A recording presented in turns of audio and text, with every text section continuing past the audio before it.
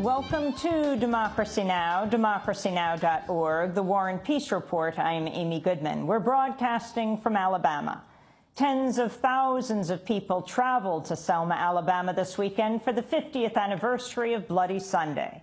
On March 7, 1965, hundreds of peaceful voting rights activists were attacked by police crossing the Edmund Pettus Bridge as they attempted to march to Montgomery. 50 years later, President Obama, Attorney General Eric Holder, Congressmember John Lewis were among those to acknowledge voting rights remain under siege. We'll spend the rest of the show in Selma. The Selma commemoration came as protests were held in Madison, Wisconsin, over the fatal police shooting of an unarmed African-American teenager. Tony Robinson was shot dead Friday night after Madison police say Officer Matt Kenney forced his way into an apartment following a so-called disturbance. Police say they had responded to reports of a man running in and out of traffic. But after a Justice Department probe found deep racial bias among Ferguson, Missouri police, Brandy Grayson with the Young, Gifted, and Black Coalition said Madison also has a problem. If the issue of racial disparities and racial injustices aren't dealt with, that we would soon have a Ferguson on our hand. We said it. We said it. We have numbers that's 3 times as worse as Ferguson. We are worse in the whole country. And everyone keeps denying that we have a problem. We have a 19-year-old black boy dead, shot 5 times in the chest unarmed, with no answers. A recent Race to Equity report found African Americans in Madison's Dane County made up less than 9% of the youth population, but nearly 80% of those sentenced to juvenile prison. The commemoration in Selma also coincided with International Women's Day, a day first declared by the Socialist Party of America, now celebrated with thousands of events around the world from Nepal to New York. In Mexico City, the mothers of 43 students missing since September after a police attack in Guerrero joined the Women's Day March. Quiero darle las gracias. I want to thank you for joining the movement of women and the mothers of the disappeared of Ayotzinapa. In these 5 months that we have struggled against the government, our pain has been converted into rage. We are in this struggle to find our sons alive because they took them alive. In Nigeria, the militant group Boko Haram has reportedly pledged loyalty to the self-proclaimed Islamic State after recently embracing their tactics, including beheading videos. Meanwhile, a series of bombings attributed to Boko Haram killed 54 people and injured over 140 Saturday in the Nigerian city of Maiduguri.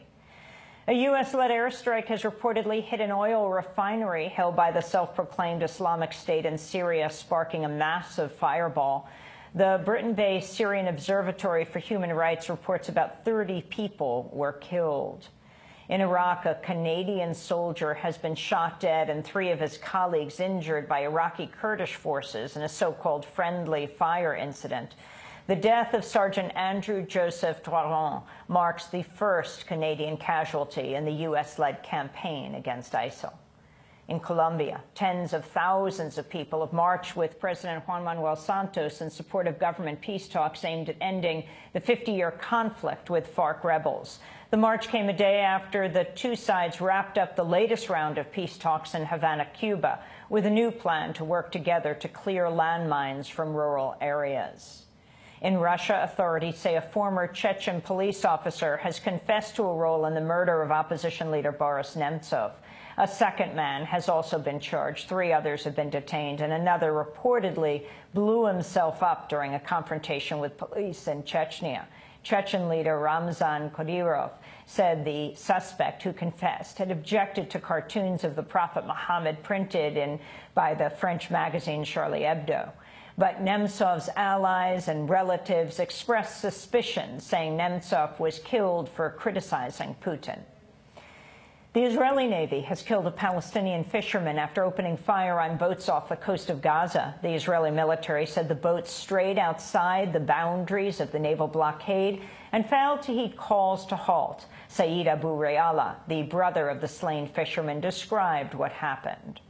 What happened with us is that we went like anybody else in the world to work in fishing. An Israeli boat came and opened fire on us. They shot Tafik Abu Rayala. They shot our machinery and shot him in his waist, and he died. The shooting comes amidst heightened tensions after Palestinian leaders in the West Bank vowed to halt security coordination with Israel due to Israel's withholding of tax revenue. Israel has withheld $127 million in taxes, about two-thirds of the Palestinian budget, in protest of Palestinian moves to join the International Criminal Court. Meanwhile, in Tel Aviv, tens of thousands rallied against Israeli Prime Minister Benjamin Netanyahu and his far-right Likud party ahead of his re-election bid March 17th. In Canada, another so-called bomb train laden with crude oil has derailed in northern Ontario, marking at least the fourth fiery derailment in North America in 3 weeks. The train laden with oil from Alberta caused a massive fire and shroud of black smoke. 5 cars went in the Macomb River. Meanwhile, fires were still burning in Illinois after a train carrying oil from North Dakota derailed on Thursday. The Environmental Protection Agency warns the spill threatens the Mississippi River. And the pioneering documentary filmmaker Albert Maysles has died at the age of 88. Best known for his cinema verite style in films including Grey Gardens and Gimme Shelter, Maysles also founded the Maysles Documentary Center, a media education and independent film forum in Harlem. And those are some of the headlines. This is Democracy Now!, democracynow.org, The War and Peace Report.